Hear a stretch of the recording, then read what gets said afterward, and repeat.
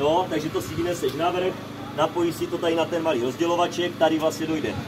Když se oddělá ta půlspojka, tak tady může dojít C hadica, anebo D, tady to malý a na konci si dáš tu proudničku. Takže všechno si neseš sebou. Pokud je tam natažený hlavní vedení, kde je voda, tak se jenom připojíš a hasíš. Výjezd! Výjezd! Výjezd!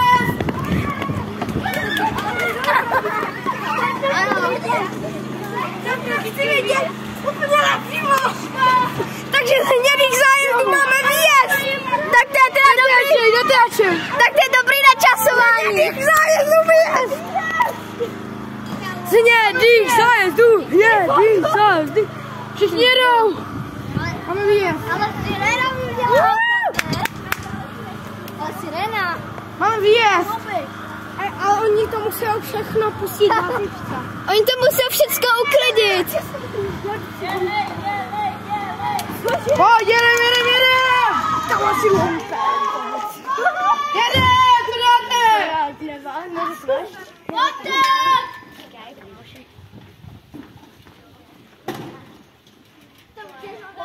Pojď, mami. A to štěpku to nejede.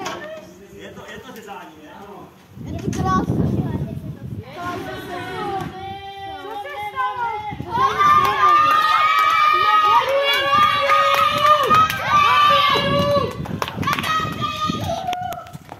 Na hnědých zájezdách přesně, ale.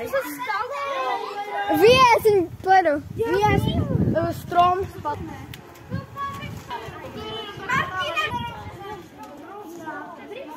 Nikdo se ani nehne, ale až se mě...